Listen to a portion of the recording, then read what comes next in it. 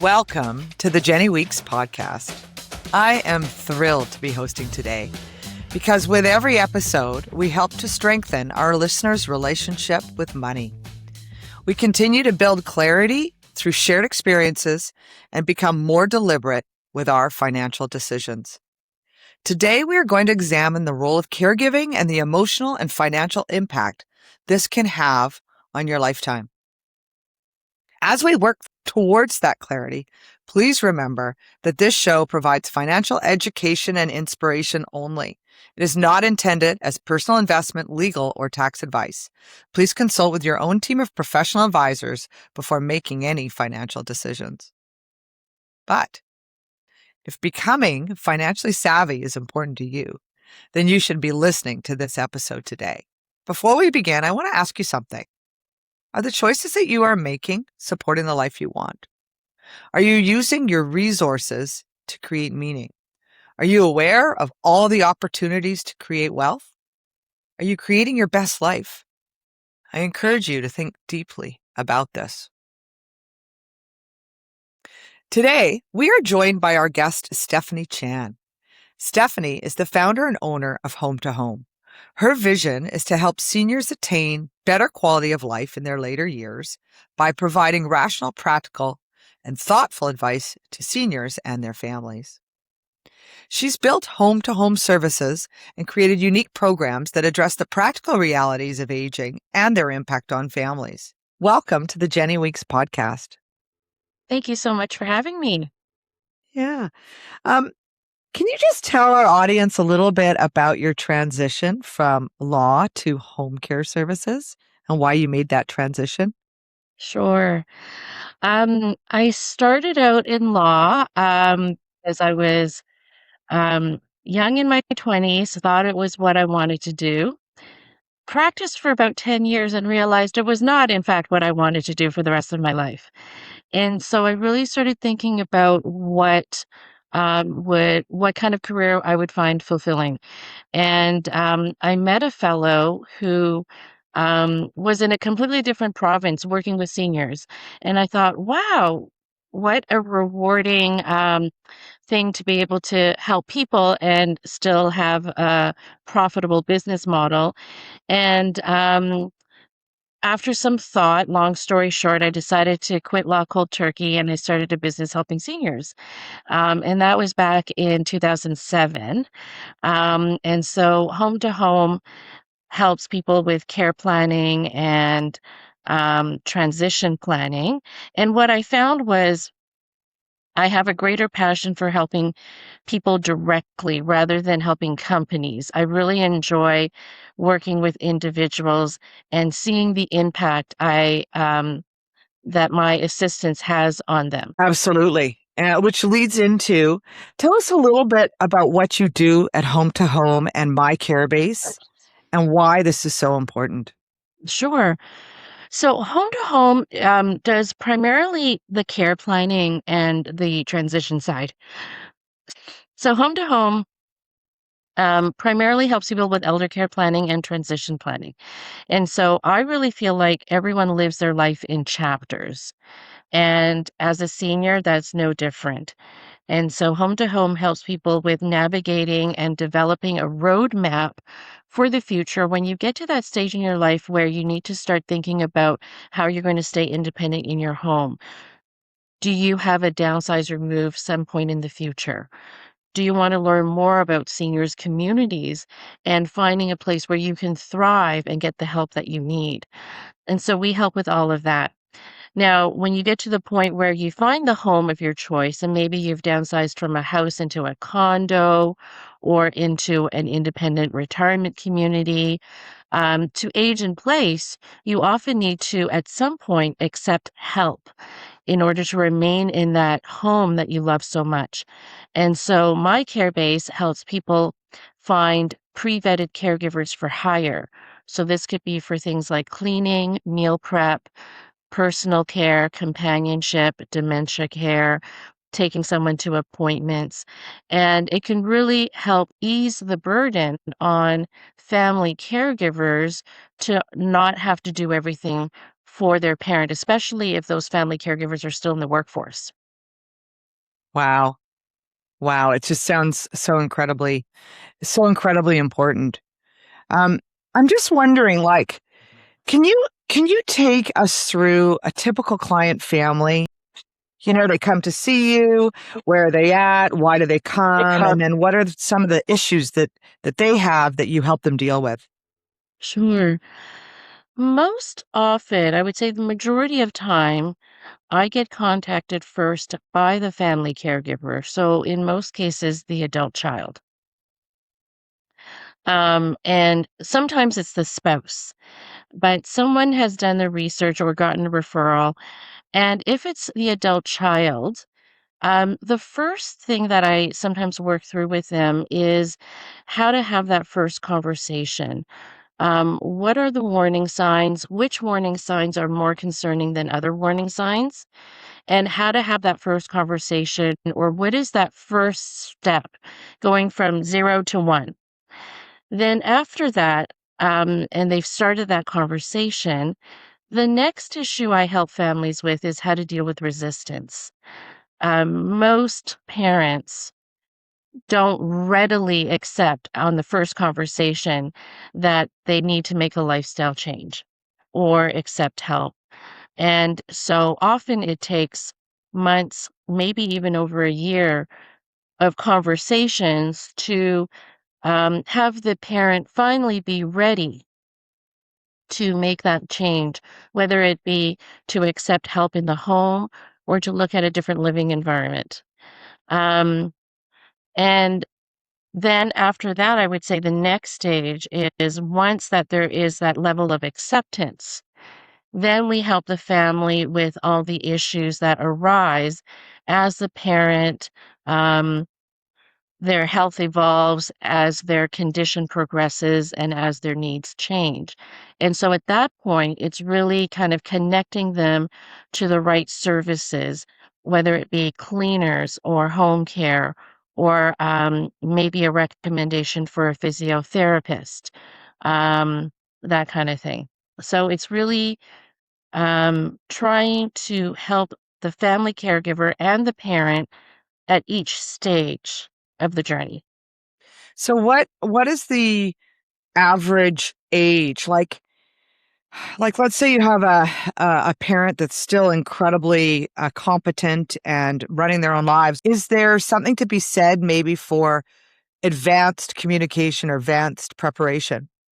Absolutely.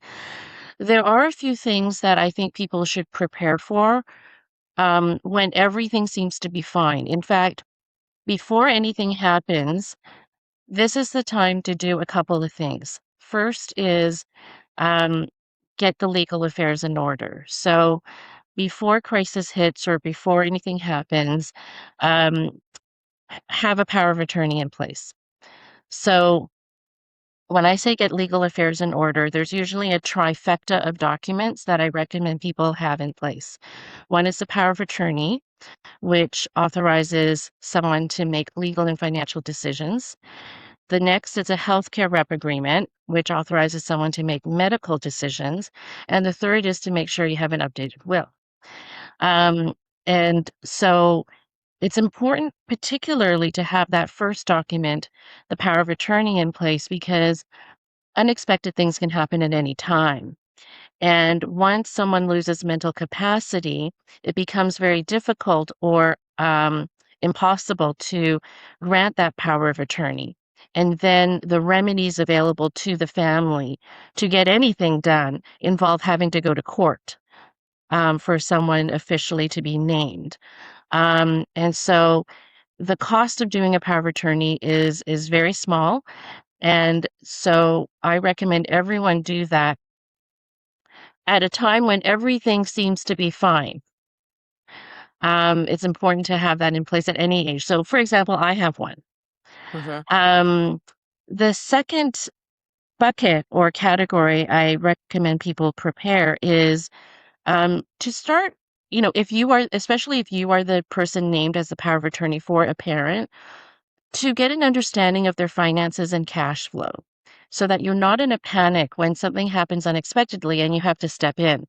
And so, understanding your parents' cash flow is important to be able to know when something unexpected happens, what they can afford. Can they afford a private retirement community or a care home? Can they afford private home care, or are they going to be accessing the subsidized system? One thing as a parent you could do to help your kids so that you're not sending them into a panic is make sure your accounts are in order. So if for some reason over the course of your life you have 6 different bank accounts, probably no reason for it. Maybe it's time to consolidate your bank accounts or your investment accounts so that when your adult children step in as powers of attorney, it's a little bit more organized. One of the common themes that I've noticed in the podcasts that I do is uh, is roles that women have fallen into over time, and how today, because we do all of the roles now, but there's lack of maybe personal advocacy because we feel this obligation, right? We may Yeah. feel the obligation as the only daughter to be a caregiver. We tend to fall into these older fashioned roles. Maybe it's your brother that handles the money and the sister that handles the caregiving, or, when you're dividing up the roles, or maybe there's even, you know, an expectation that you set upon yourself. And as a result, you're not having that family meeting. There's I don't want to call it shame, because it's not shame. It's just more um, privacy. Maybe there's a privacy of within families where, you may not want to talk about dementia or how your parents are getting older and changing, or you don't want to recognize it. And it's something to do with all of those pieces coming together that can potentially cause that emotional burnout. Yeah. Or the issues that come out of that that may cause women in particular in a sandwich generation to fall into that opportunity cost, and Yeah. not feel like they can advocate for themselves and for their parents in that situation. So I want to just address family dynamics, and more specifically the emotional and financial cost to caregivers. So what do you see, and do you hold these family meetings? What do you see when you're dealing with families? Give us a bit of an understanding about whether you handle that topic or bring it up, or how families handle it. Yeah. I have seen the whole range from families that have where there's multiple kids and all the siblings get along and support each other very well and share equally the responsibilities, or there's a genuine attempt to share the responsibility. I've also seen conversely um, families where one adult child does disproportionately more. Sometimes it's because the siblings have moved away, and so that's one common um, not mistake, but one common thing I Reality. see that you assume that the person who never moved out of Vancouver that lives close to mom can do everything because the other siblings don't live close and so they can't do anything. And so it's often that local sibling that burns out first because they're doing everything. And I do feel women need to advocate for themselves more. I do feel that women fall into this caregiving role almost too naturally because it's in our nature to be a caregiver, especially if we've raised kids. It just comes naturally to a lot of women.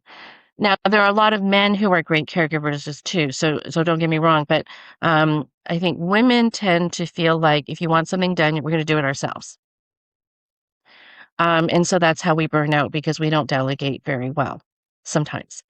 Um, I find that and this isn't true across the whole board, but men are more comfortable with delegating. And so when I deal with male caregivers, I see this sense that they're willing to hire someone or find someone to do the thing to help mom or dad. Whereas women um, tend to do things themselves. And so this is where the opportunity cost comes up because they're taking time off work.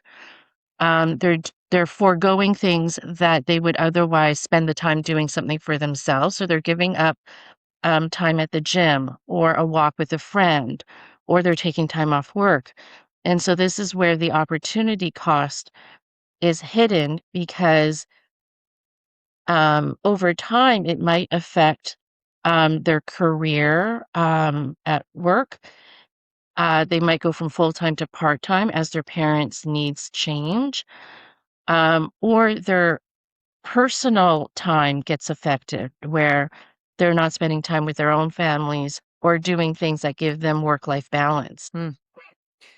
Do you ever see families addressing this when you're working with them? I have worked with families where the local child said, "This is enough," and said to the out-of-town siblings, "You need to find a solution for how to help mom and dad because I've hit my limit." And so for if you're the adult child and you have siblings, I think it's really important to know where your boundaries are and know that it's okay to set boundaries. It is absolutely okay to say no. Um, Even if you're the only child, don't, and especially if you're only a child, don't feel like you have to do everything. So whether you have siblings or not, it's really important to know where your boundaries are. And there are these days, I promise you, solutions for things that you can't do yourself. Absolutely. Caregiver burnout is it's such a massive hidden issue. And like you said, often out of town family members want to help but just don't know how. So you've created a brilliant solution for this with your respite sponsorship program. Yeah. So Yes. can you walk us through this? I think this is incredible because really you've gone, well, how do I help people? And how do I help people? And how do I create a program to help people ask for help? Right. Right? So walk us through how someone can gift these shifts to a loved one and why you saw Yes. a need to build this specific bridge for families. Tell us about this Yeah. program. So the Birthday program was born out of a recognition that there is a high degree of family caregiver burnout. And it's not meant to, the private home care is not meant to replace the family caregiver. It's meant to supplement and support the family caregiver. And so the respite program is the idea that we can structure a break for that family caregiver. And so if it's the spouse or the adult child, and they're doing a lot for their loved one, that they should have regular breaks that are scheduled into their week, or even maybe more than one break, but at least one break a week. And in certain cases, that's paid for the normal way, like by the through home care is usually funded through the parents' finances. But the respite sponsorship program is also for situations where, let's say, there's an adult child living elsewhere. They feel badly that they can't help out, but they want to do something. So they can sponsor and basically gift respite care to their siblings so that they can have a break. And so, say the brother in Toronto can pay for the respite care once a week so that his sister, who's the primary caregiver for mom, can have a break once a week and do her own thing and get some rest. And sometimes that rest is just sleeping or being able to go for lunch with a friend or go to the gym. And so the respite sponsorship program allows anyone to gift the respite care to someone. And in fact, we started the program with a campaign to see if people were interested in anonymously um, sponsoring and paying it forward and gifting care to people in need. And we partnered with two charities. So, in addition to gifting it to someone you know, you can now anonymously sponsor and gift respite care to family caregivers that are associated with two charities that we partnered with. So, when we started this program, we partnered with the ALS Society of BC and the Brain Wellness Program within the Center for Brain Health at UBC. And the Brain Wellness Program supports families caring for people with dementia and Parkinson's and other neurological conditions. And through that campaign, when we launched this program, we raised enough funds to fund 80 hours of respite, which we delivered through these charities. So the charities offered it to their families, and people signed up for respite visits. And it was a great program, and it still continues. What I love about this, Stephanie, is it's bringing to the attention and making it easier to talk about the issue of the emotional burnout.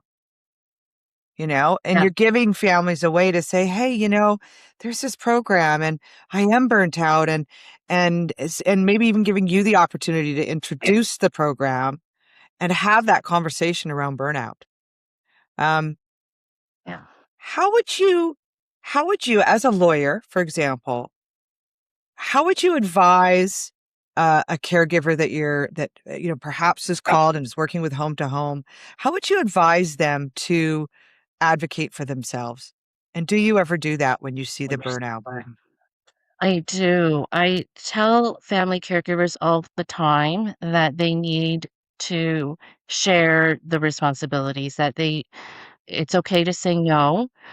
I feel caregivers put themselves last, right? We all know this. If anyone out there is listening to this has been a caregiver, you know this. You put yourself last. And so we feel bad saying no. So I'm telling people constantly, it's okay to say no. It's you're not a bad son or a bad daughter. You just need to set boundaries. It's normal to set boundaries. And so I do tell people to advocate for themselves. Vis-a-vis, a local adult child doing a disproportionately more amount of caregiving than siblings, I would ask people to or recommend that they document and keep a log of their time. Oh, that's really a good Um, idea. and so when you're in the thick of doing things and things like, well, I'll just get extra groceries for mom, or I'll take mom to a doctor's appointment next week. I'll take half a day off work. My company gives family leave, so it's no big deal. It all adds up. And a little bit every week adds up, and you don't really know unless you document it that at the end of 3 months or 6 months, how much time you've actually spent. And so if you log your time, then you have a frame of reference when you talk to your siblings about why you're feeling so tired or why you're burnt out. That possibility as well of there being a conflict between who's handling the money and the caregiving and the burnout. I think these are real issues within families, and as a financial advisor, something that can be brought up in a family meeting. So I do want to give that option to people. And I think when you're working with someone like you, Stephanie, at home to home, it gives you another support to be having those conversations and dealing with it. And Mhm. and I always say it's all about your team. And if you have a team, then you have the support. And I would agree with you that a natural caregiver is going to have like it's the personality almost, right? Of a caregiver to want to continue to care and to not want to be a burden either. And all of those. And I know we're generalizing, but that person really almost needs an advocate within the family to say, hey, we see what you're doing. How can we support you? Yeah. And that might be something where the team at home to home or your advisor in a family meeting can say, let's talk about this and how can we deal with that? Yeah. I sometimes sit in family meetings. I love the idea of a family meeting. Don't wait until your parent is in the hospital to call your first meeting. Yeah. And sometimes I attend, so that's there's a neutral third party in the room, Hmm. and also someone you can look to for advice and guidance if a question comes up and there's disagreement or genuinely people don't know what the answer to the question is. And so I advise people on, and this is where the roadmap starts, is okay, your parents are experiencing these issues now. What's likely to happen in the near future as their condition progresses? And what kinds of things should you be thinking of now before you need to act? So it's planning and being proactive before the decision has to be made.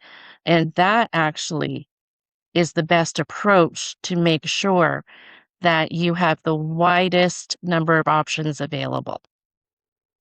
Okay. So, as a financial advisor, Advice. I'm going to ask you for advice. At what age and stage should I be calling that meeting to talk future care? 5 years ahead of the need? 2 years ahead of the need? I mean, you don't actually know when it's going to happen. No. And maybe it's like age 80, you have the meeting. Age 75, like you just have it built in to your practice. I think at age, I would, so going back to something I said earlier about certain things should be done while your parents are totally healthy. I think that at age 70, if not earlier, there should be a family meeting about getting a power of attorney in place and a healthcare agreement in place. And mom and dad, have you updated your will? So those three things I recommend doing when everything seems to be otherwise fine. Then maybe I do like the idea of, a certain age doing just a review. Like, how are things going? How's the size of the house? Do you guys want a cleaner once a month or every 2 weeks? A cleaner is the least intrusive and the most common thing people start with when getting help in the home. Well, I already have a cleaner, so So do I. Great. I mean, You and I are halfway there. Oh, but the generation above us, the people in their 70s and 80s came from a generation where you just did everything. You don't hire a cleaner. Like my parents are like this. Don't hire a cleaner. We can still clean. Why would we hire a cleaner? Um, and so I do like the idea of, maybe 75, just do a review of the house. Are there home safety adjustments that should be made? How are they doing on cleaning? Grocery deliveries, like any kind of just an overall review. And if nothing happens out of it, if the parents say, no, we're fine, that's still okay. At least you had that talk. And then I would say when a diagnosis hits, like there's often then a triggering point. So maybe an early diagnosis of something. And it could be just like a chronic condition like arthritis, or it could be something more serious like cancer. But when there is the introduction of a condition, a chronic condition or disease, then is the time to maybe have the family meeting about planning for next steps, the 3-year mark, 5-year mark. And the important thing is not pressuring your parents to make a decision. It's actually asking them what they would want so that you can carry out their wishes if you need to step in. So the family meeting isn't about, mom, we think telling. you should downsize, or mom, we think you should, think about moving to long-term care or getting a full-time caregiver. It's more posing things as a question. When this happens, what do you want it to look like? Yeah. hmm Yeah, I think that's incredible, incredible advice that you just gave. Yeah. In advance and the triggering points potentially. Um, so I think this is a good time to talk about dementia. Yes. Dementia is I'm not a doctor. I'm going to let you talk a little bit more about it, but it's a disease that can show up in so many different ways. It's unique to everyone, a little bit like menopause. So, and I think it's something that, again, I talk a little bit about that metaphor of the frog in a pot, and as the pot starts to boil, it doesn't jump out. And when you're in it as a family, you may not even notice the signs. because there is a natural part of dementia in aging, but then there's other degrees of it as well, right? So, Uh-huh. can you tell me a little bit about your experience with this disease and how it impacts family and caregivers? Yeah, yeah. Dementia is one of the toughest conditions for a family to deal with because, as you say, it is unique. It is truly unique to everybody. There's commonalities and there's patterns, and there's a lot of education that you out there that you can have access to learn about the different stages. But dementia, broadly speaking, is an umbrella term that encompasses a range of neurological conditions. So there's many types of dementia. But typically, it results in certain symptoms such as loss of memory, loss of good judgment, um, loss of vocabulary, and difficulty in keeping a conversation, difficulty in understanding conversations or things like the news or TV or reading a book. Spatial awareness changes as well. And so there's common symptoms, but it really affects people differently depending on what type you have. Changes in personality is a different is another one. So it's very, very difficult for families because they see their loved one going through these changes, and it's almost becoming like they're becoming a different person. And there's a certain amount of grief that I see family caregivers going through as they struggle with um, coping with who their loved one has become or behavioral issues that have arisen that they never had to deal with. Um, so it's one of the most common and biggest drivers of home care because it's, I think, one of the conditions that families struggle with the most because the changes in their loved one are so radical. Um, and most families don't get training in advance. Most family caregivers, you don't get training on how to give someone a bath. You don't get training on how to deal with sundowning, which is one of the common symptoms of dementia. And so there are resources out there for family caregivers to get that training, but I would What is say sundowning, Stephanie? What is sundowning? sundowning is the term that refers to behavioral changes. People who have dementia, there's common behavioral changes that happen typically late in the day. And so it's often characterized by certain behaviors and bouts of energy. Um, and so I had a client once with sundowning, and it came out at night.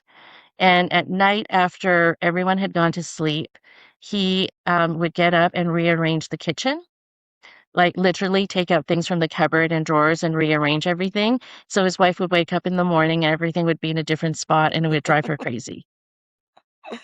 Huh. Um, Wow. Who would have sometimes ever it's, thought that was a characteristic of dementia? I mean, yes, exactly. yeah. Mm, Getting up at night and having more energy at night is a common symptom. mm, Um, sometimes people get up at night and think it's the morning. mm. And so they're expecting breakfast at like 2 a.m. or they start walking around the house. But sundowning is really just um, a different set of behaviors that kick in later in the day. Interesting. Okay.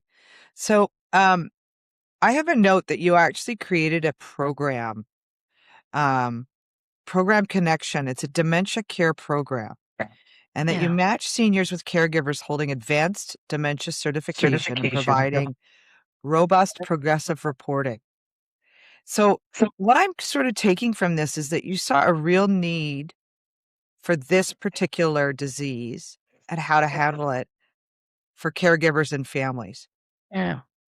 Maybe Right. you can elaborate a little bit on why is it so important to have this data, and Yeah. how important is it to have special programs for dementia in place, Yeah. and why? Um, because it's one of the conditions and diseases that we struggle with the most. Um, I should mention at the outset that most experienced caregivers, especially if you're a registered care aide, or if you have any experience in long-term care, most registered care aides have a lot of experience with dementia. So it's not like that other caregivers don't. But some caregivers do have this extra training. So there are dementia care certificate programs that you can take on top of the registered care aide program. And so because of that, I thought, well, they took their time and spent money on getting this extra dementia certificate. Why don't we try to find them jobs that match this extra training that they went out of their way to get? And so knowing that there's plenty of families dealing with someone with dementia. So it's just basically having a subset of our roster being matched with families that have dementia so that they can get someone who has this extra training. That's all it is in a nutshell. And then for those families, having a little bit more of a robust report on a weekly basis on things that drill down on what was their loved one's mood this week, what was their cognitive function like, because there's good days and there's bad days. And when you are the spouse living with the person, you sometimes don't see that progression. And so having a professional who's trained to spot the trends and warning signs as someone with dementia is going through the stages is useful because it could help you decide, oh, we need to increase care, or we need to make some changes in the home, or if the caregiver's reporting on reduced mobility because of the dementia, then maybe it's time to go from a house into a condo. So it informs you on maybe some things you should be thinking out for the future. Yeah, that makes a lot of sense. That makes a lot of sense. And uh, with dementia specifically, how do you help a family understand when they've done what they can? Mm, I mean, or maybe it's not even dementia. Like, I just feel like the hardest thing would be saying, you know what, we can't do it at home anymore. Or, yeah. I mean, I'll in, raise a common situation I see, and I see this all the time with clients. Let's say you have a spouse taking care of another spouse with dementia. As the dementia progresses, you may be able to increase the private home care, but everyone has budget constraints, and most people do. And so you hit a point where maybe you can't afford a full time or a live in caregiver, but you're also burnt out as the spouse. What I see sometimes is if when the dementia gets to the point where you can't leave that person alone or you feel very nervous leaving that person alone at home, this primary caregiver who's the spouse ends up feeling like they can never go out and they feel trapped in their own home because they can't leave their loved one alone. Ugh. That is a big warning sign that maybe that living situation is no longer viable. So unless you can get full-time or live-in care, then I think that is a situation that is, a good example of when it's a good time to start looking into long-term care options. Okay. And it's, um we've helped many, many families, um, find solutions for one spouse going to long-term care and the other spouse, staying at home, or finding a retirement community that offers multiple levels of care so that there's an independent wing, of the residence where the more healthier spouse can go into, and then the person needing full care can go into the care wing. And that way, they can still see each other every day, and they're living, in the same community, just different sides of the building or different floors. So that works, and, a lot of people don't realize that there's communities like that, that offer all the different levels of care. Um, the other scenario is the primary caregiver stays at home and visits either every day or a few times a week. Oh, wow. Yeah.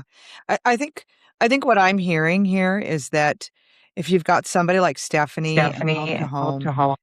again, it's all about you don't know what you don't know. And this is only something you experience once in your lifetime as your parents age. And then, of course, we're going to all go through it as well. But getting good advisors on your team and people that can help you navigate this is incredibly important. And it's good to know that there are people and resources out there. And Stephanie, we're sort of coming to the end of our time here.